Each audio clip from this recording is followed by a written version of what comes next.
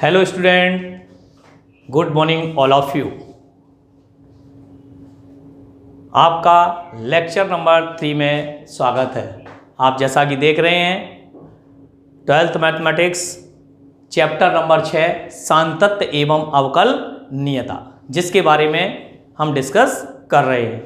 कल लेक्चर 2 में मैंने बहुत सारे ग्राफ लेखा चित्र के माध्यम से आपको बताया कि ग्राफ से हम किस प्रकार पहचान सकते हैं कि वो कंटिन्यूअस है या डिसकंटिन्यूअस है या वो डिफरेंशियल है। तो मैंने आपको बताया no break then continuous, no break and no sharp then differential.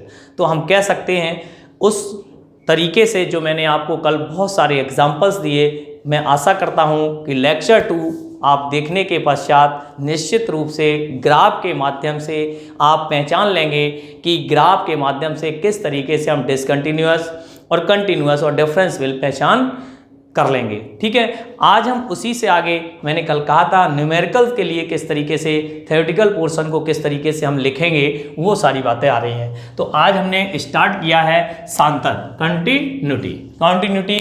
यदि किसी फलन f ऑफ x का लेखाचित्र ग्राफ खींचने पर जो वक्र प्राप्त होता है वह इस प्रकार हो कि किसी बिंदु x इक्वल टू a पर ब्रेक ना हो। यही बात मैंने लिखी कल, नो ब्रेक। मैंने बहुत शॉर्ट में लिख दी थी, समझने वालों के लिए उससे ही काम चल जाता। लेकिन ये चलिए 12th क्लास में क्या बच्चे नोट्स बनाते हैं तो लिखने में थोड़ी आसानी होती है, तो हम ये भाषा भी उसके साथ साथ लिख रहे हैं जिससे आपको बुक कंसल्ट करने में दिक्कत ना आए। लेकिन जो भाषा मैं यहाँ बोर्ड पे लिखा रहा हूँ वो पर्टिकुलर बिल्कुल राइट है, उतनी ही लिख लेंगे, काम चल जाएगा, वो नोट्स के लिए पर्याप्त है। तो क्या लिखा हुआ, टूटता ना हो, ब्रेकिंग ना हो, क्रम भंगिता ना हो। एक ही बात है, ब्रेकिंग यानी कि मीन्स क्रम भंगिता। तो फलन f ऑफ x उस बिंदु पर क्या कहलाता है, सतत कहलाता है, अर्थात कंटिन्यूअस कहलाता है। That clear. देन मैंने एक ग्राफ लिया और इसको इस तरीके से y equal to f of x तो जा रहा था। इस पर मैंने एक पॉइंट माना, तो इस पर हमने देखा कि अगर हम चाहें तो इसको हम इससे मिला दें तो ये l हो गई। तो that is the point of x at x equal to a, then continuous. देखिए इसके अगर हम यहाँ की बात करें, ये आपका क्या हो गया f ऑफ a, ये क्या हो गया LHL, ये क्या हो गई RHL, और ये फंक्शन, तो तीनों उसके सिर पर ही बैठे हुए हैं। अर्थात क्या कह सकते हैं, दिस ग्राफ इज कंटिन्यूअस, अर्थात ये जो फलन है वो संतत है, क्योंकि वो क्या कर रहा है, एक ही बिंदु अर्थात एक ही पॉइंट से थोड़ा सा इधर, तीनों पॉइंट एक ही, अर्थात उनकी हाइट जो है वो इक्वल दिख रही है। जब ये हाइट इक्वल होती है, f ऑफ a इक्वल होता है, तो then graph is continuous. Okay, एक मैंने और लिया है का लेखा चित्र खींच कर आपको बताना है कि क्या ये कंटिन्यूअस है या नहीं है। तो मैं यहाँ पे देखता हूँ कि किस तरीके से बनता है। हम छोटा सा ही ले लेंगे। ये हमारा x है, ये x डैश है, ये y है और ये y डैश है, मान लो। अब हमने क्या किया, वही 1 2 3 4 5 6 7 8 9, ठीक है, 1 2 3 4 5 1 2 3 4 5 6 जो भी है। तो 0 0 ये हो गया अपना, ठीक है। ये आपका ये -1 और 1, ठीक है, 1 और 1, 2 और 4, लगभग में 1 2 3 4, ये आ जाएगा 2 और 4, ठीक है, 3 और 9 ये आ जाएगा, ऐसे ले लो।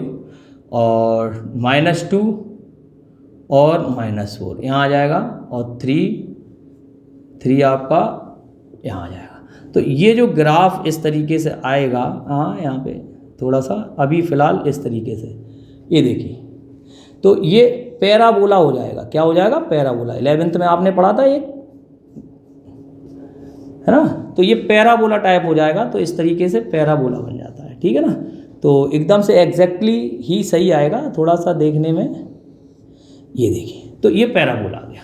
तो ये y is equal to x square. तो then y is equal to x square. तो कहीं पे आपको क्या हुआ कि मतलब इसका अर्थ भी समझ लें, ऐसे कोई वक्र है जिसका ग्राफ खींचने पर पेन की नोक को उठाना ना पड़े, देन कंटिन्यूअस, वो ग्राफ कंटिन्यूअस होगा। कल मैंने आपको कंटिन्यूअस लिखा था और मैंने पेन की नोक को कहीं नहीं उठाया था, तो हम जो पढ़ा रहे हैं उसका नाम ही है कंटिन्यूअस। तो देन ग्राफ इज कंटिन्यूअस। तो ये भी आप देख रहे हो, यहाँ से यहाँ तक पूरा का पूरा क्या है, ऑलरेडी कंटिन्यूअस है, तो ये भी कंटिन्यूअस हो गया। कैसा हो गया? कंटिन्यूअस, सतत। तो यहां से आप देख सकते हैं कि y बराबर एक्स स्क्वायर का ग्राफ भी कैसा है? कंटिन्यूअस। समझ में आ गया?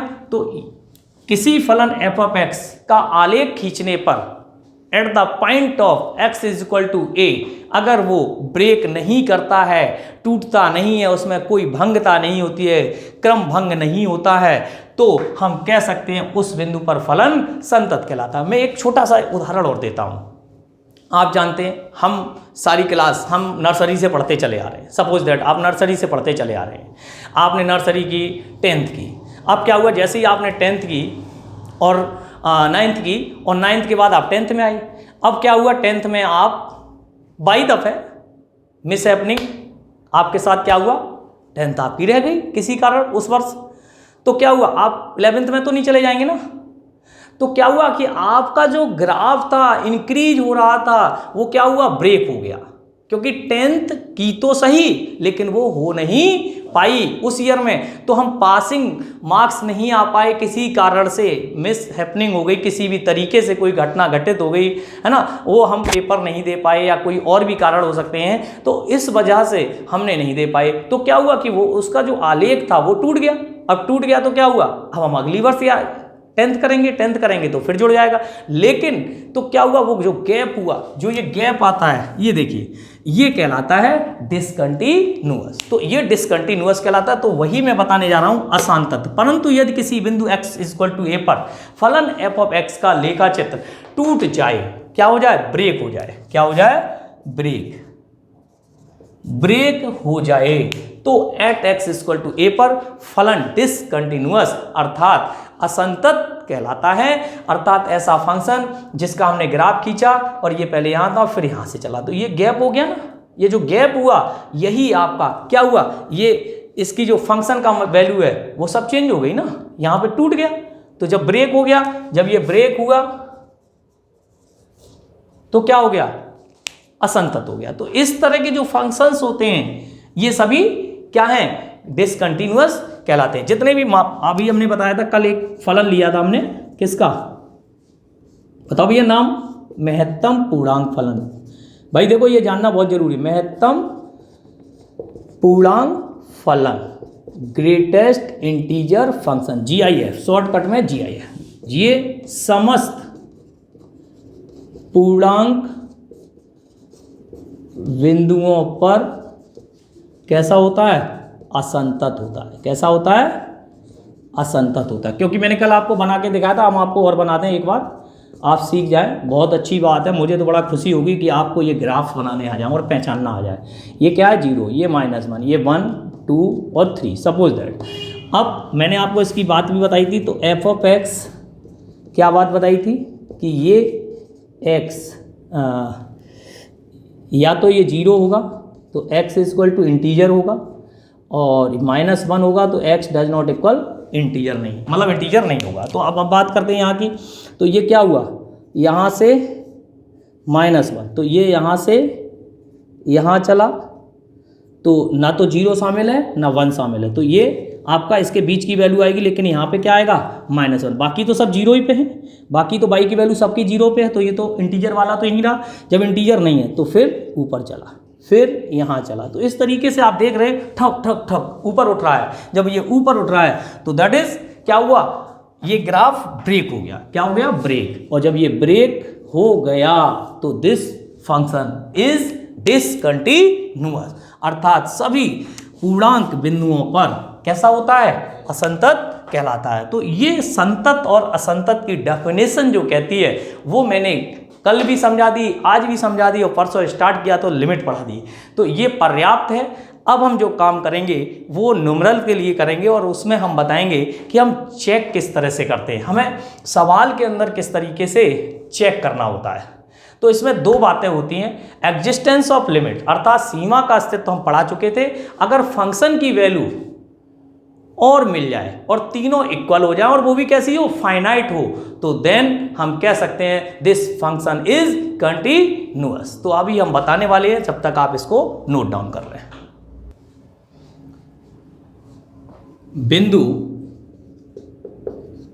x इक्वल टू ए पर सांतत। तो किसी वन पॉइंट पर यदि हमें कंटिन्यूटी चेक करनी हो तो मैंने लिखा एक फलन संतत कहलाता है यदि बिंदु x इक्वल टू ए पर limit x tends to a minus f of x is equal to limit x tends to a plus function of x is equal to function of a then finite. परिमित, एक शब्द लिखा मैंने परिमित, बहुत बड़ी बात है, हो सकता है बुक में इतना ही लिखा हो लेकिन मैंने लिख दिया फाइनाइट।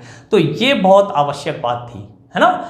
चीज़ें बहुत लिखी हुई हैं, किताबों में बहुत सारी बातें लिखी हुई हैं, अलग अलग बुक्स में अलग अलग बात भी लिखी होगी, लेकिन ये परमानेंट लिखी हुई है। लेकिन ये हमने लिखी क्यों लिखी, इसका अर्थ है मैं समझाऊंगा आपको फाइनाइट क्यों लिखा। और इसको दूसरी तरह से किसी किसी बुक में इस तरह से F of a plus zero ये माइनस आएगा, ये देखो माइनस है, ये लहल है और ये रहल है, ठीक है। लहल इक्वल टू रहल equal to f of a, अर्थात f of a minus zero ये हो गया f of a plus zero, f of a is equal to finite, वो बार बार चलेगा। नेक्स्ट हिंदी में लिख दिया मैंने फलन की बाईं सीमा, फलन की दाईं सीमा और फलन का मान, ठीक है। इसको भी हम चाहें लेफ्ट हैंड लिमिट, और लिख लो, बहुत सारी चीजें हैं, left hand limit equal to right hand limit, अपने पास तो बहुत सारी चीजें हैं लिखने के लिए, equal to value of function, value of function, ठीक है ना। तो value of function, value of the function, of the function value of function, ठीक है। तो लेफ्ट हैंड लिमिट शॉर्टकट में भी मैं आपको लिख दूंगा, इसको टेंशन मत लें, आपको मैं जगह बना दे रहा हूँ, ये देखिए मैंने जगह बनाई, और शॉर्टकट में कहते हैं LHL is equal to RHL is equal to function of a, okay. और हिंदी में और लिख लो, लहल रहल इज इक्वल टू फलन का मान। तो आप देख रहे होगे मैंने एक ही बात को कई तरीके से प्रस्तुत किया, प्रेजेंट किया है। अब आपकी समझ में आ गया होगा कि मैं जब इतनी सारी बातें एक ही पॉइंट्स के लिए लिख रहा हूं तो आपकी समझ में निश्चित तौर पर आ गया होगा, जबकि हम ये पहले से ही पढ़ चुके हैं। सीमा का अस्तित्व, क्या पढ़ चुके हैं? सीमा का अस्तित्व, एग्जिस्टेंस ऑफ द लिमिट, ठीक है, एग्जिस्टेंस ऑफ द लिमिट क्या पढ़ चुके हो? लहल इज इक्वल टू रहल, लहल इज इक्वल टू रहल eight the point of this, जो भी पॉइंट हो। यदि इस पर क्या होता है, लहल इज इक्वल टू रहल होता है, तो हम कह सकते हैं कि existence of the limit at the point. तो इसमें हमने क्या किया, इस पे हमने फलन का मान और ले लिया। तो फंक्शन की जो वैल्यू आएगी ए पर, तो फंक्शन ऑफ ए आएगी, वो कैसी होनी चाहिए? फाइनाइट। ये भी कैसा होना चाहिए? फाइनाइट। ये भी कैसा होना चाहिए? फाइनाइट। ये सब चीजें वही शो कर रही है, ये सब चीजें वही शो कर रहा है। तो कहने का मतलब है at the point of x equal to a, then continuity function is continuous, then limit x tends to a minus function of x is equal to limit x tends to a plus function of x is equal to f of a is equal to finite। यदि ऐसा है तो हम कह सकते हैं कि दिया हुआ फलन कैसा है? संतत होगा eight the point of this, जो पॉइंट हमें दिया जाएगा। तो ये मेन बात है जिसको हमें नोट डाउन करना चाहिए। अब बात आती है कि सर होगा किस पे नहीं। अब आपने परिमित की बात की, हाँ, परिमित का अर्थ होता है बच्चों कि इसकी वैल्यू कोई एक चीज और आएगी, मतलब निश्चित एवं परिमित, यानी कि मतलब जो वैल्यू है वो ऐसी ना आए कि वो अनडिफाइंड आ जाए। कैसी आ जाए? अपरिभाषित। कैसी वैल्यू आ गई? अपरिभाषित। जब ये अपरिभाषित वैल्यू आएगी तो हम इनको डिफाइन कैसे कर सकते हैं? जब वैल्यू ही अनडिफाइंड हो गई तो बच्चों कैसे कह सकते हैं कि वो फंक्शन संतत होगा? तो दैट क्लियर आपको समझ में आना चाहिए। फाइनाइट का मतलब क्या है? इनफाइनाइट नहीं होना चाहिए, फाइनाइट ही होना चाहिए। 1/0, 5/0, x upon 0 that value is undefined. अपरिभाषित वैल्यूज हैं, इसलिए आप जानते हो कि यदि ऐसा आता है तो हमें उस फंक्शन को क्या करना पड़ेगा, पहले हमें देखना पड़ेगा किस तरीके से उसकी लिमिट एग्जिस्ट करें, क्या करें, किस तरीके से हल करें, तो हमें तब तक हल करना पड़ता है। तो हम जब तक वो फाइनाइट नहीं होगी तब तक हम क्लियर कट नहीं कह सकते हैं। तो आप इतना पहले नोट डाउन कर लेंगे। नोट डाउन करने के पश्चात अभी इसमें बहुत सारी बातें हैं जिस पे हम डिस्कस कर रहे हैं। रुको अभी, तो अभी डिस्कस कर रहे हैं, हम क्या डिस्कस कर रहे हैं वो सुनेंगे, है ना। एक तो हमने ये बता दिया, इसके बाद अपनी जो बुक है उसमें मैं समझा दे रहा हूँ, page number 122, page number 122, page number 122 पर विवृत अंतराल में, जो विवृत अंतराल है continuous function in an open interval, फलन एफ ऑफ एक्स अंतराल a, b में संतत कहलाता है यदि ये जो थ्योरी है इसको आपको अपनी बुक से नोट डाउन कर लेना, जो समझाने वाली बात होगी वो मैं बता दूंगा। तो विवृत अंतराल क्या होता है मैं आपको यहां समझाता चल रहा हूं। तो जो विवृत अंतराल है a, b, अब इसमें वो क्या कह रहा है, a, b, यानी कि विवृत अंतराल में मैंने कल आपको समझा दिया था कि ये जो ब्रैकेट्स होते हैं इनके अंदर जो वैल्यू लिखी हुई है, अर्थात ना तो a इंक्लूड है और ना ही b, इनके मध्य में आने वाली a और b, ये हो गया, इसको क्या पढ़ते हैं ओपन इंटरवल a, b, तो इसके मध्य में जो वैल्यू आ रही है ये जो भी है वो तो इंक्लूड होती है। तो वो जो वैल्यू होती हैं उन पर हम क्या करते हैं, चेक करते हैं। तो वही लिखा हुआ है एफ ऑफ एक्स विवृत अंतराल a, b में संतत कहलाता है यदि वह उस अंतराल के प्रत्येक बिंदु पर, इसके प्रत्येक बिंदु पर कैसा हो, संतत हो, तो ही फलन संतत कहलाता है। तो इस तरीके से आपको पढ़ना होगा, ठीक है। इसके बाद आता है समवृत अंतराल में संतत फलन। समवृत अंतराल में संतत फलन, समवृत अंतराल में कैसे होता है वो भी आप समझ लें, या आपको अपनी कॉपी पे नोट डाउन करना है। समवृत अंतराल में किस तरीके से होता है, समवृत अंतराल क्या होता है पहले तो ये देख लो, that is the boundary point, इन्हें हम क्या कहते हैं, बाउंड्री पॉइंट, ठीक है। ये लेफ्ट एंड, इसको हम कहते हैं left and point, left and points, ठीक है ना। और ये कहता है राइट एंड, राइट हैंड नहीं, right and, right and point, ठीक है ना। ये लेफ्ट हैंड पॉइंट होता है, ये राइट हैंड पॉइंट होता है। इनको हम बाउंड्री पॉइंट के नाम से भी जानते हैं, बाउंड्री पॉइंट्स, ठीक है ना। तो बाउंड्री, जो बाउंड्री पर होते हैं उन्हें हम बाउंड्री पॉइंट कहते हैं। अब यहाँ पर a इंक्लूडेड है, b इंक्लूडेड है, और इसके बीच में आने वाली, ये ग्राफ सब बनवा रखे हैं मैंने, a, b, और इसके बीच में आने वाली सारी वैल्यूज भी इंक्लूड होती हैं। तो यहाँ बाउंड्री पॉइंट्स का मीन्स क्या होता है कि ये भी शामिल और ये भी शामिल। अब हमें प्रूफ करना है तो क्या करेंगे, इसका अर्थ होता है कि विवृत अंतराल में भी a पर, b पर, a के दाईं ओर से, यानी कि a के किससे, एक पर दाईं ओर से संतत हो और b पर बाईं ओर से संतत हो, एंड विवृत अंतराल के प्रत्येक बिंदु पर भी संतत हो, देन समवृत अंतराल में वो फलन कहलाता है, संतत कहलाता है। तो हमने क्या किया, जब हमने इसको दिखाया तो एफ ऑफ, इस पे क्या होगा, अगर हमें वैल्यू देखें तो या तो एफ ऑफ ए मिलेगा या एफ ऑफ ए प्लस, भाई इसके पीछे तो कोई वैल्यू नहीं है ना, तो या तो हम एफ ऑफ ए प्लस ज्ञात करेंगे, तो ए पर दाईं ओर से, तो ए पर दाईं ओर पे क्या फाइंड करेंगे, f of a plus is equal to f of a, और बी पर बाईं ओर से क्या करेंगे, ए पर दाईं ओर से, ऐसे लिख लो, दाईं ओर से संतत, और बी पर बाईं ओर से, ठीक है, बी पर बाईं ओर से संतत चेक करेंगे।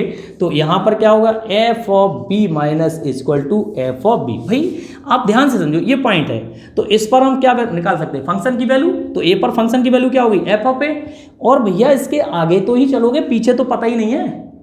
तो बाउंड्री पॉइंट क्या है, ए, तो इससे आगे जब चलेंगे तो F of a plus find करेंगे, जबकि बी, तो बी के पीछे कुछ नहीं है, तो हम कहाँ चलेंगे, उससे पहले चलेंगे तो बी माइनस करेंगे, अर्थात LHL निकालेंगे। यहाँ RHL, इसका अर्थ क्या होता है, रेहल, इसका अर्थ क्या होता है, लेहल, रेहल equal to value of the function, ठीक है, यहाँ पे वैल्यू लेहल is equal to value of the function. तो इस तरीके से हम सांतत्य चेक कर सकते हैं। सांतत्य चेक करने का ये तो मैंने बता ही दिया, लेकिन विवृत अंतराल में और संवृत अंतराल में, ओपन इंटरवल में और क्लोज इंटरवल, ये भी जानना बहुत जरूरी था हमारे लिए। तो हम किस तरीके इसके विवृत अंतराल के प्रत्येक बिंदु पर जब तक फलन संतत नहीं होगा तब तक हम नहीं कह सकते हैं कि ये फलन इस अंतराल में संतत है। और संवृत अंतराल में एक तो उसके बाउंड्री पॉइंट पे होना चाहिए और उसके विवृत अंतराल पर भी होना चाहिए। ए के दाईं ओर से और बी के बाईं ओर से संतत है, तो हम कह सकते हैं कि पूरे संवृत अंतराल ए कॉमा बी पर फलन संतत है। आपको ये भी बता दें, जैसे एक एग्जाम्पल ले लो, बाउंड्री पॉइंट वाली बात बता दूं। बाउंड्री पॉइंट 1,2 या 3 ले लो। चलिए 1 क्या है, लेफ्ट, ये क्या कहलाएगा, हाँ left and point, left and boundary point, ठीक है, लेफ्ट एंड बाउंड्री पॉइंट। और 3 राइट, ये देखो राइट पे है, तो राइट एंड बाउंड्री पॉइंट, ठीक है ना। तो 1 is the left hand boundary point, 3 is the right hand boundary point. तो ये आपके बाउंड्री पॉइंट्स कहलाते हैं। इन बाउंड्री पॉइंट के अतिरिक्त जब हम इस पर चेक करते हैं तो इस तरीके से उसके या तो वो a प्लस करेगा या b माइनस करेगा, ये f ऑफ a के बराबर होगा, ये f ऑफ b के बराबर होगा। तो आज आप यहाँ तक, आज हम एग्जाम्पल नहीं दे पाए, कोई दिक्कत नहीं, अभी भी अपने पास वक्त है। 122 पेज पर आज आपको फिर मौका मिल रहा है। मैंने आपको संवृत अंतराल में संतत फलन यहाँ तक बता दिया है और मैंने किस तरीके से लिमिट निकालेंगे, कल हम आपको ये भी सिखा देंगे। इनके फॉर्मूले 2 लिखूंगा कि इसका फॉर्मूला क्या होता है, इसका फॉर्मूला क्या होता है, एफ ऑफ ए निकाल ही लेंगे, बस कल से काम चालू हो जाएगा। तो आज आप जो भी करेंगे वो संतत फलन, सारे संतत फलन फिर से पढ़ेंगे, है ना, जिसमें तत्समक फलन, अचर फलन, बहुपदी फलन, त्रिकोणमितीय फलन, चरघातांकी फलन, लघुगणकीय फलन और निरपेक्ष मान फलन, ये संतत होते हैं, किन पॉइंटों पर होते हैं ये पढ़ेंगे। असंतत फलन के बारे में पढ़ेंगे, कौन कौन से असंतत होते हैं, ये कल तक कंप्लीट करना ही है। कल मैंने एक्सपेंशन लिखा दिए थे 8 से 10, वो भी आपने तैयार कर लिए हो। कल का आपका काम बिल्कुल फिक्स चलेगा, आज आप यहाँ तक नोट कर लो। Thank you.